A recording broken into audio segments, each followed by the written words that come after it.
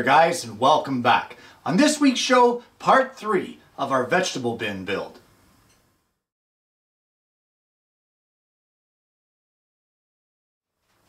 Well, last week's show we ended up, I believe, with the face frames and those mortise and tenon joints that were all fit together, just dry fit for now. And to start today's show, we're going to turn our attention to this steel mesh that I told you about. Now this is way oversized for what we need because the actual dado that goes around on the inside of the face frames is only going to be, I think it's about 3/8 of an inch deep. That's the maximum that my router bit is going to allow. I'd like it a little deeper, and I may look into seeing if I have another bit that I can use instead of the slot cutting bit. But before we get into cutting those slots, I need to take some flat black spray paint and spray all of these pieces of mesh.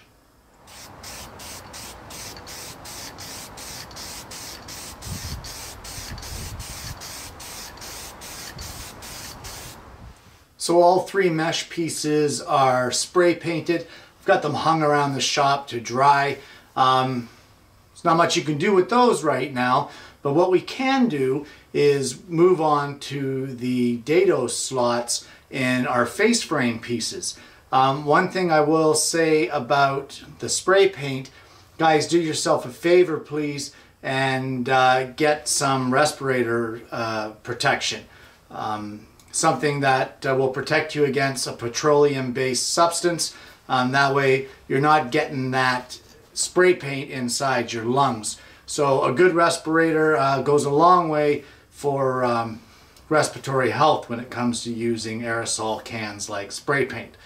Anyway, we're going to go ahead with cutting the dados for our face frames that will hold these pieces of mesh.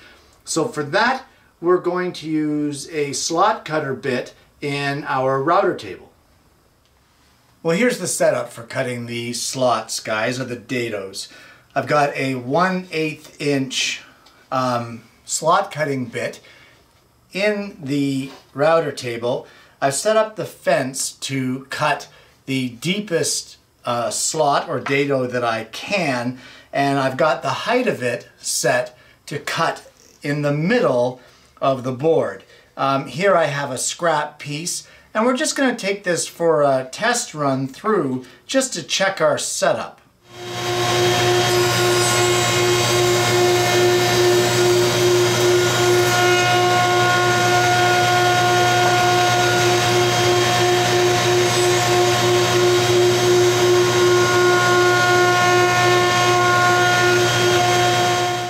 So I'll just check the depth of our slot here, and we're at 3/8 of an inch deep. We'll also check to see how centered we are. 39, 1/28, 5/16. It's a little bit off. It's off by 1/128th. Now, that may not seem like much to you, but to me, it's enough that I'll notice a difference when I look at the final product. But I'm okay with cutting these pieces with that little tiny discrepancy, provided that they're all cut the same. So now that I've said that, let me take you over to the bench and explain to you the process that we're going to use to cut these dados. Well, we have one of our face frames, and as you all know, we're about to cut the dados. So the first thing we want to do is we want to lay out our face frame on our bench like this. We already have it dry fit together. Pull it apart, but don't change the orientation of the pieces. If this is the front of your face frame, keep it as the front of the face frame. Separate all of them like this, and the first thing we want to do is you want to take the pieces that have the mortises in them, carry them over to the router table with the top facing up, and run them through to cut your inside dado. Once you get that cut, bring it back and put it back where it belongs with the right side facing up. Then take the other side with the tenon in it, or sorry, the mortise in it, and cut the inside. Again, keeping the front face facing up. Then bring it back and put it back together with your assembly. Once you get all of the mortises done, then we can move on to cutting the tenon pieces. Now, I know you may say that it's not, you know, that big of a difference. It's out by 1/128th of an inch. Whoop-de-flip. Yeah, well, you know, sometimes, not so much in this case, but sometimes that little bit, if you're fitting a board into place, sometimes that little bit can make it so that your board doesn't fit quite right. Or if for some reason you put more pressure on it at that point in time, you could change that dimension. Call it anal, call it crazy, call it whatever you want, but alignment is crucial when you're working on a project like this, and you really don't want it screwed up at this point in time. If it'll help you, mark the front faces so that they're all the same so that you know what piece goes where. But I've talked enough. Let's get over to the router table and start cutting the dados in the pieces with our mortises.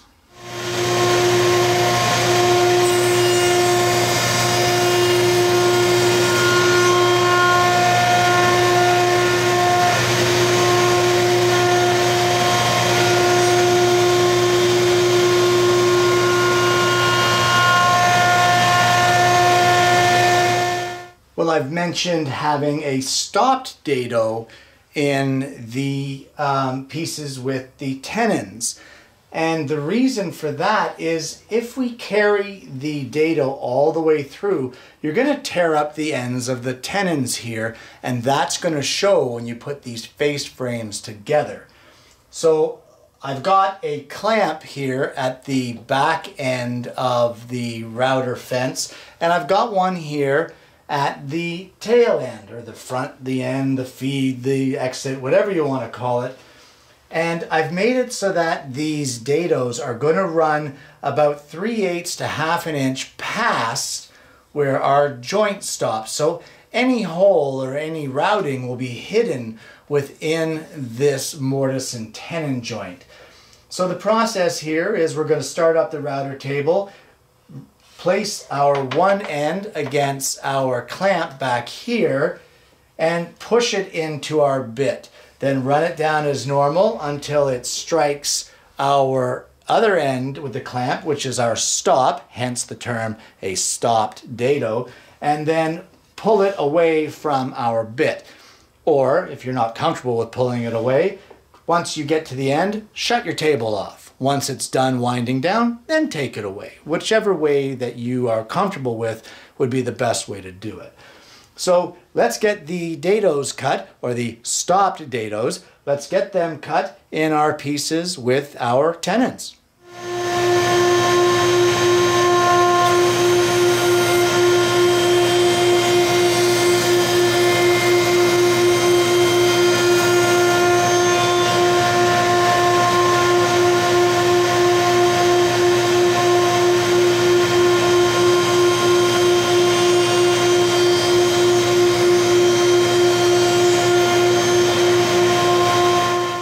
Well, the next step in the process isn't rocket science. You basically want to put your face frames back together, dry fit. Be careful not to mix up your orientation here. You've spent so much time keeping them oriented so that they all fit together nicely and your dados line up. So put your face frames back together, or at least one of them. Take an interior measurement here. Now, I could give you the dimension, but what's to say that your mortise and tenons aren't a little off or a little different than mine? So let's not go with that dimension. Take the measurement. So a length and a width. And then you remember now we've got the dados which go in 3/8 of an inch.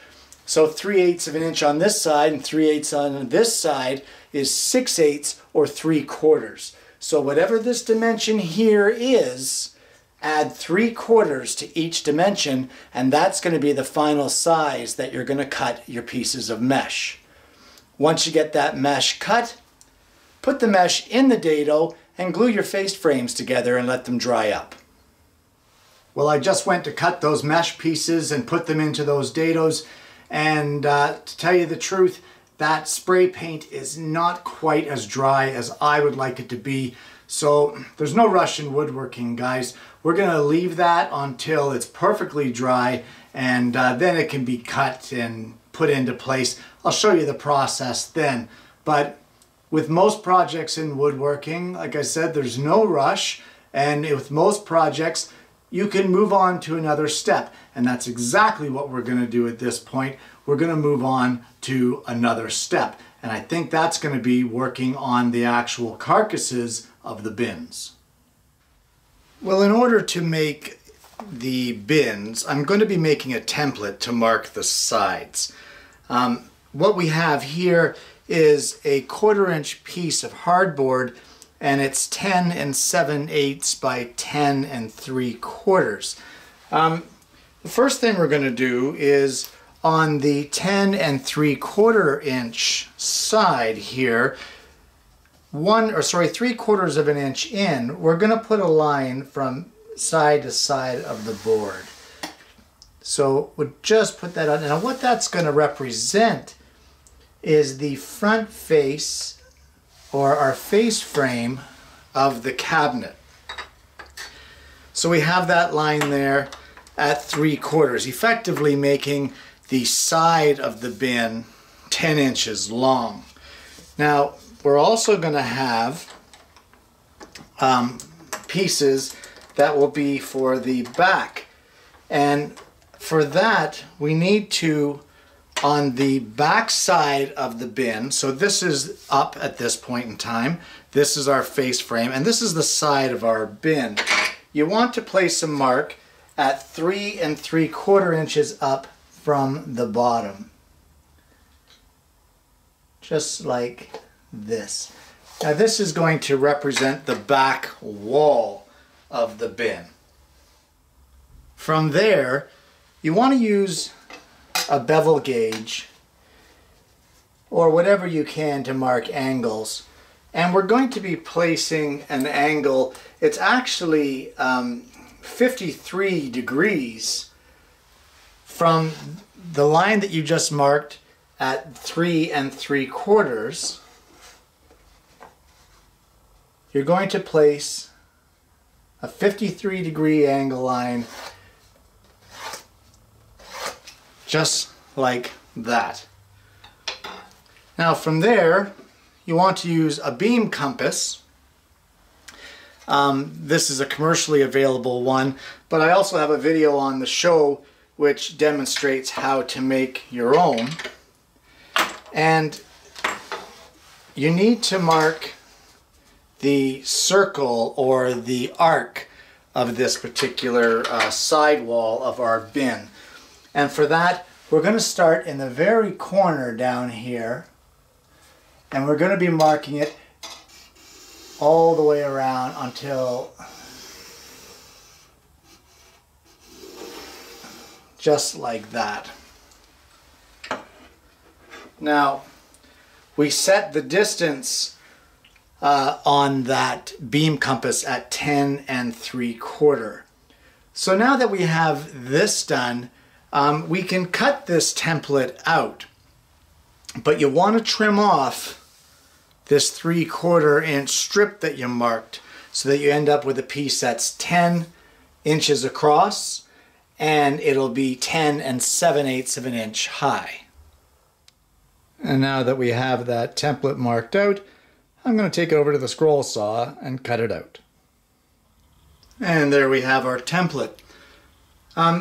Due to the size of the sides for this, we're going to have to do more laminating. So I'm not too concerned about it, but what I am going to do is make this 3 3/4 inch wide strip here the basis for this lamination. So I'm going to need 6 pieces now, because there's 3 bins, 2 pieces on each side, that are going to be 10 inches wide 10 inches long and 3 3/4 of an inch wide.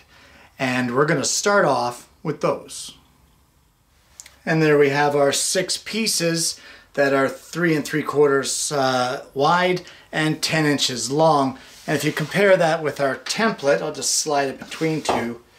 This is going to be the bottom section of each of our sides.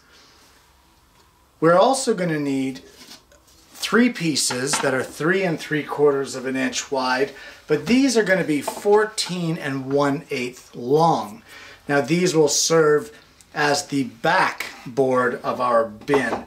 And what we're going to do for the joinery on that is, I'll just get these extra boards put aside.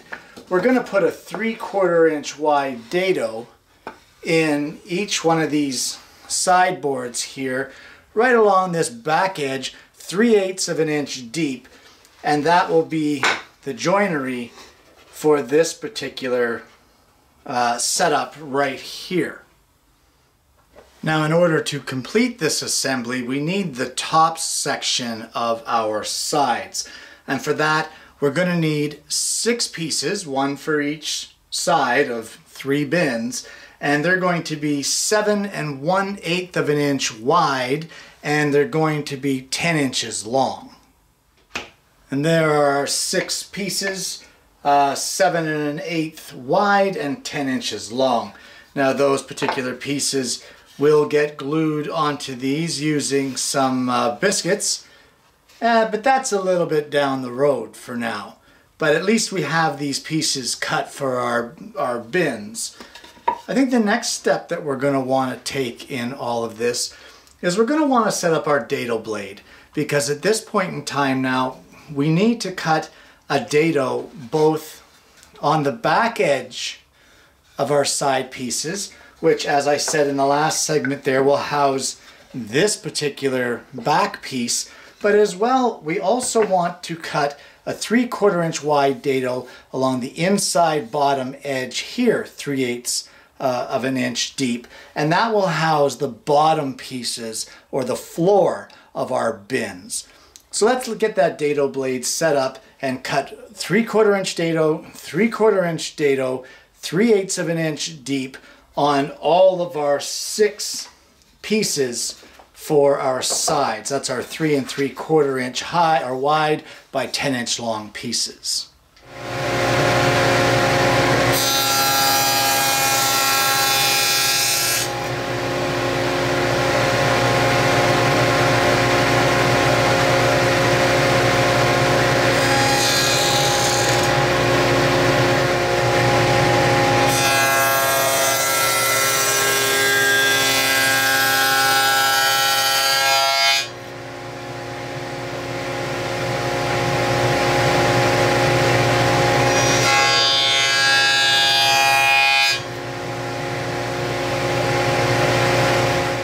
The dados are cut, and let me just show you the assembly process here. These are the upright bigger pieces. These are our backboards. So your backboard is going to fit into the dado that you cut at the back of each of these pieces. The dado in the bottom right here is going to house the floor, as I said earlier, and then once this is together as such, these pieces will go laminated on top. So now there's really not much more to do at this point other than let's mark our profiles from our template that we made and cut those out on the scroll saw, and then we're going to start getting the floor pieces to go in for the floor of each of these bins. Got our side pieces here ready to go, and you just want to keep in mind the alignment of front and back. Where the back of the bin is where your back dado is going to be to take that 3 3/4 inch wide piece, and the front of the bin is your tall side with no dados.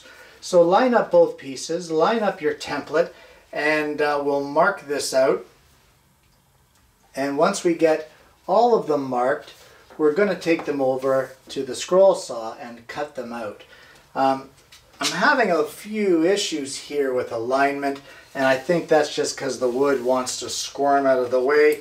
It wouldn't hurt to throw a clamp on this to help you hold it temporarily while you got the templates marked and drawn onto our pieces. But you can see there's the marking for it. Let's get them all marked and cut them out. Well, I'll just run through just a quick assembly here so that you know what's going on. That back piece, as I said, goes into the dados at the back of the 3 3/4 inch high pieces, and then they will be glued into place. Once they are glued into place, then we're going to use some biscuits to join these other halves of the sidewalls to the bin. We still have the bottom to go on, and then once we finish gluing up this face frame, the face frame will get mounted just like this on the front end of our bin, and there is essentially our vegetable bin. We'll need 3 of them. But now it's time to make the pieces for the bottom or the floor. And I have so many offcuts, and as much as I'd love to have this as one solid piece, I just can't see wasting all of these offcuts. So I think what I'm going to do is take all of those 2-inch strips, 3-inch strips, etc., cut them to the length here, which is going to be 14 1/8, the same as this back piece. And I'm going to cut quite a few of these and make up enough slats that I can make the bottom out of that offcut wood instead of wasting it. You can call it a hack. I call it frugal. So let's do that, and we can start with the final assembly of this bin. Well, we've taken the side pieces and I have put a biscuit groove in each one, and just like we did with the other panels, we're going to glue them up using biscuits, clamp them up. I have them on a flat board here to allow them to dry with a little bit of wax paper underneath to keep them from sticking. And we're just going to let them dry, and that will be our side pieces completed for the bins. And that's all the time we have for this week. Man, the time flies when you're working on a project like this. But not to worry, we're going to be back next week with most definitely the conclusion of this one. Guys, thanks for joining me again this week, and I hope you're going to join me again next week for yet another woodworking video.